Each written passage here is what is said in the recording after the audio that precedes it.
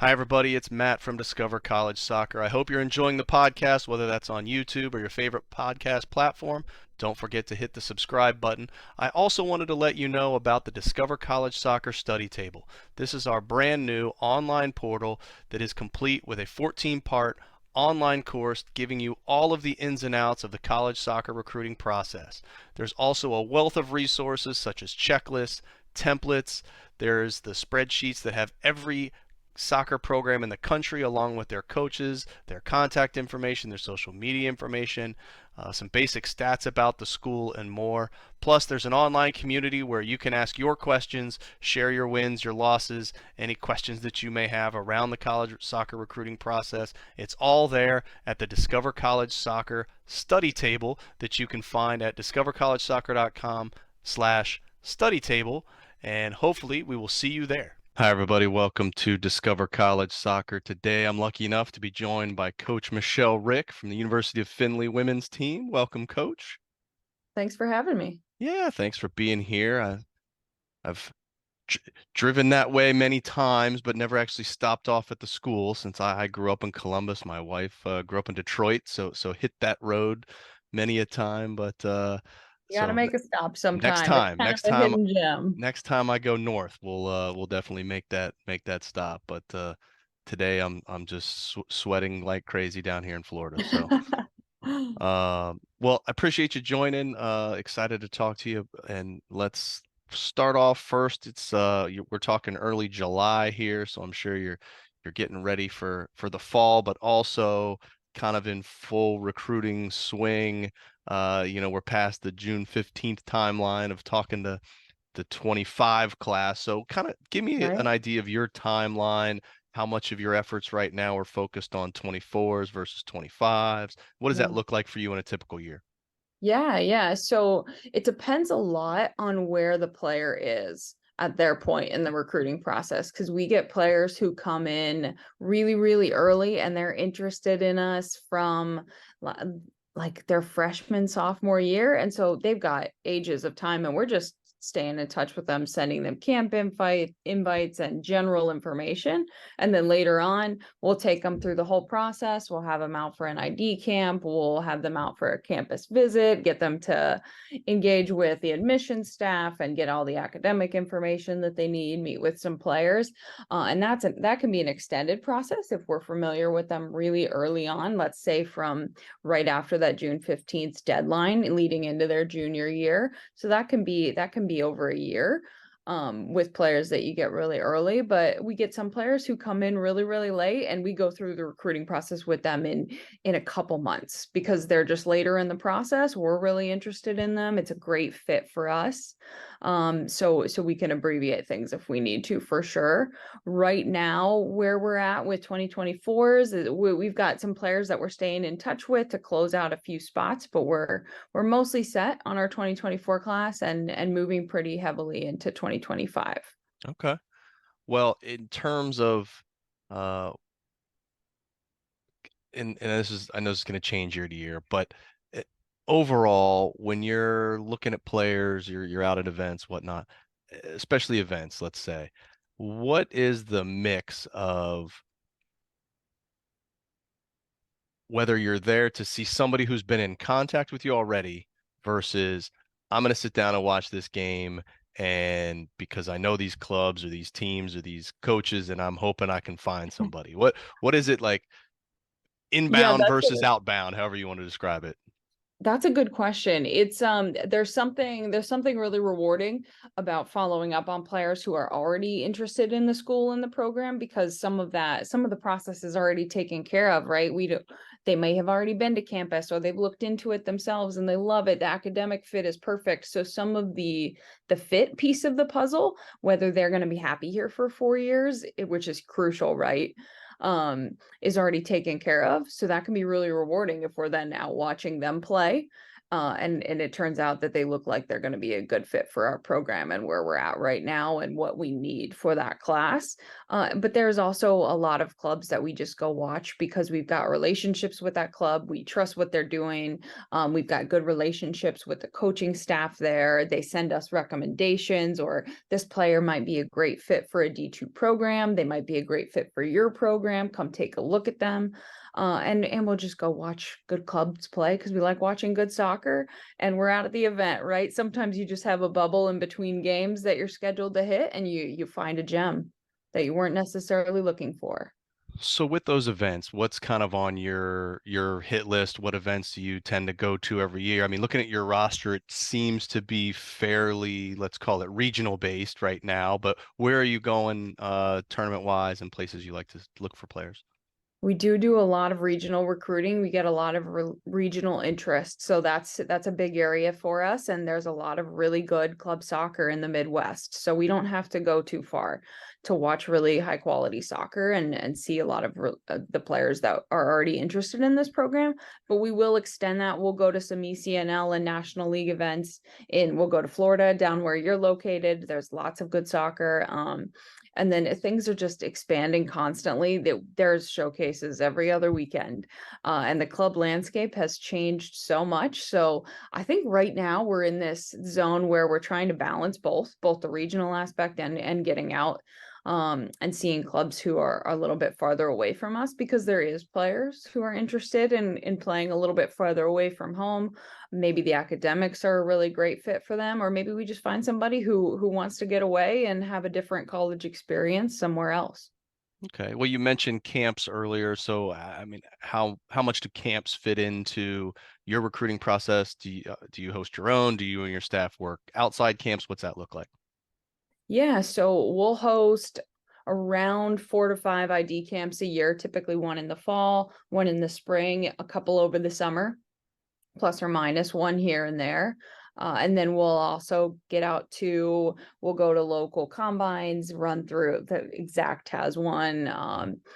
College soccer camps has one. There's a bunch of organizations that run them. So we'll get out to some bigger combines. We'll go to other universities ID camps. We'll get out to anything that's within our reach, and it seems like a good opportunity for us to watch some good players. Okay. Well, whether you're at an event or an ID camp or whatever, kind of what makes up your hierarchy of what you're looking for in a player, whether that's on the field stuff or off the field stuff. Yeah. So we're looking for the typical things, right? Technical and tactical understanding of the game, their ability to make a difference for us, and fit the the holes that we're looking to fill in that class, is because it's going to differ a little bit from class to class based on the position, based on the players that we have outgoing and we already have incoming. So it's trying to fit players around that. But aside from the technical and tactical piece of the game, because everybody's looking for the same thing, right? And we're really looking for players who've got competitive fire, right? How bad do you want to win, and what does that look like? Are you trying to get the most out of yourself and your teammates? And what does the character side of things look like? Because in my mind, the culture here is in a really good place, and I want to bring in players who are going to enhance that, who are going to feed into that. So we're recruiting character a ton, which means we want to get to know players really well. And the interactions that we have with them out at recruiting events and at camps on visits are crucial for that, just to get a feel for what they value and what level of standard they hold for themselves and their teammates. Okay. Well, parents like me, one of the first things we look at is, okay, what's this going to cost me, right? So, Yeah, sure. I'm not holding you to hard numbers here, but can you give me an idea of what would an average player coming in be looking at with regards to, obviously the overall cost, but what does the academic scholarship side look like? The athletics scholarship side look like? Or can you stack, like, just give me a kind of overview of what that financial situation looks like. Yeah. So tuition and enrollment, tuition, room and board all together this year is at $50,000 a year. So we take a very high number, right?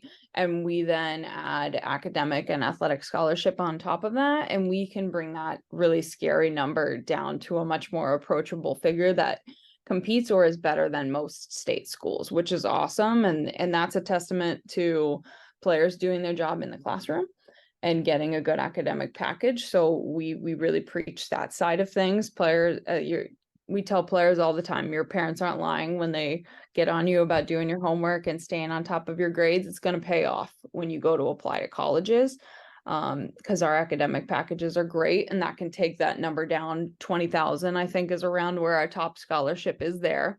And then adding adding athletic money on top of that academic money can take that number down even further. And not, I would say that puts our average player at about 15,000 to 20,000 a year. Okay. Well, let's talk a little bit more about the school. Folks may not be familiar. So you've been there. I think this is about to be your second season, if I'm not mistaken, right? So what have you found to be some of the great things about the school? Maybe some things we wouldn't know just by going through the website. Yeah. So about the school itself, I've really come to love the town. It's a beautiful small city, and I think it is kind of a hidden gem in between Dayton and Toledo. There's a really nice downtown area that the local Chamber of Commerce has done a really good job of bringing some life back to in the last 10 years. And it's a fun place to be. There's stuff going on. Honestly, there's things that I've been here a year and I feel like I haven't tried a third of what Findlay has to offer. So I need to get out a little bit more. Clearly, I've been stuck in the office too much. But so campus life has a lot to offer players in terms of what the school does to make the student's experience a really just a fun place to be. This year they held a big concert, so their Young Gravy came to campus, which our players absolutely loved. There's a local theater that hosts a lot of presentations, and they'll have concerts as well. They'll have plays come to town. So there's things for players to do off of campus, but our players more than anything else just love hanging out with each other. So they're gonna find things to do on their own. Okay. Well, earlier you mentioned the academics and that focus that the school has. So, but for student athletes, sometimes that's hard, right? Balancing the Yeah. soccer demands and that of the classroom. So how do your student athletes really manage that balance between studies and sport, and what kind of support systems does the school offer to help them with that? Yeah, so we ask our freshmen to do study tables more than anything else because I like to see them. I like to have them come into the office so we can check in with them, especially in that freshman year, just to help make sure they're getting acclimatized to campus and they're doing okay, check in on the academic side of things and help them develop some time management skills. But after the first semester of their freshman year, we won't ask that they continue study tables as long as their GPA is 3.0 or higher. And 90% of the team falls into that category. Average team GPA last semester was a 3.7, which is phenomenal. They're crushing it in the classroom. So as long as I can trust that they're going to do their schoolwork, I'm not going to chase them around and make them do study tables. I trust that they can do it on their own. Academic support, free tutoring on campus for all classes.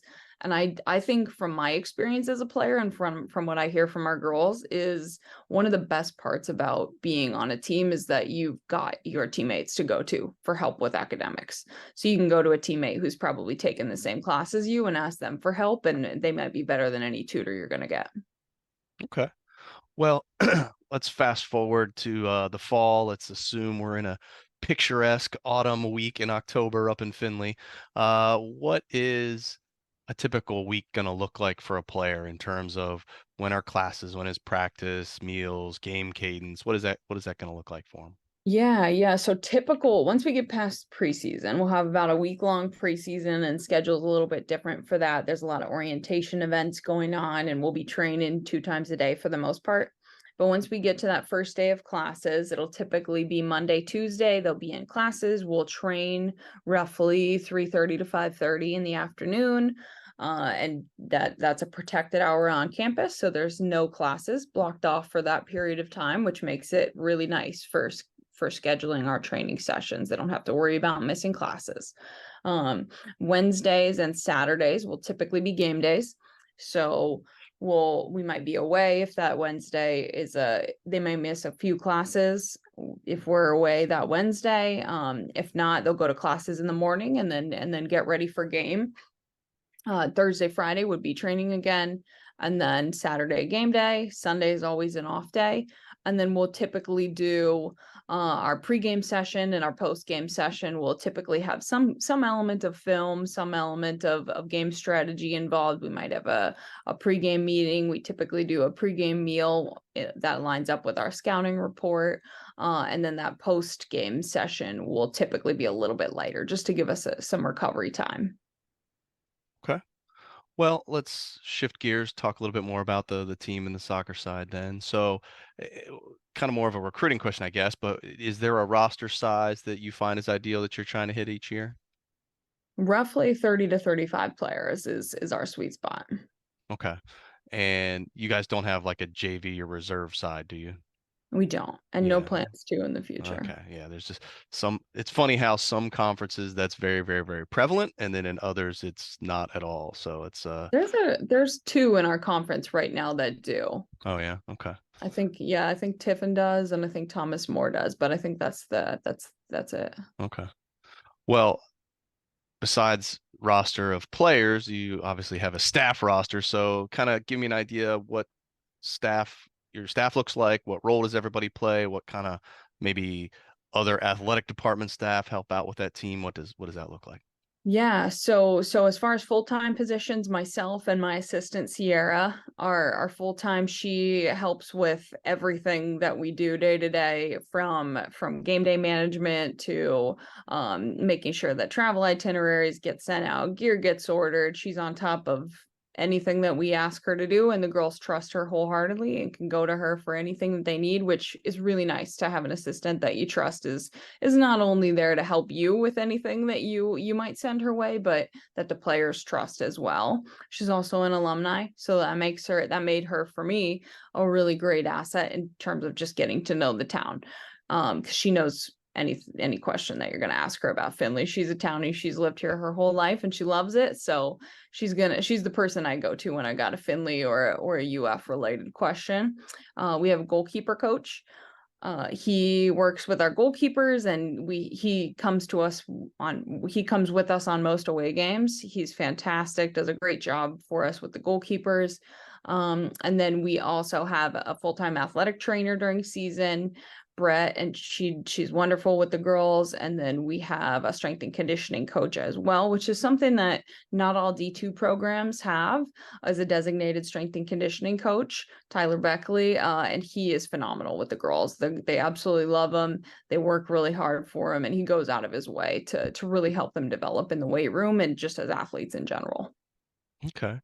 Well, I know it's July, but let's rewind then. So, can you give me an idea of what your kind of off season, what that spring looked like for players? Yeah, so off season we'll be almost entirely off in December. They won't hear from us too much unless they reach out and are looking for training information. We kind of give them a little bit of time to reboot and recharge. They need that break because that's pretty much the only break from soccer and from training that they get, right?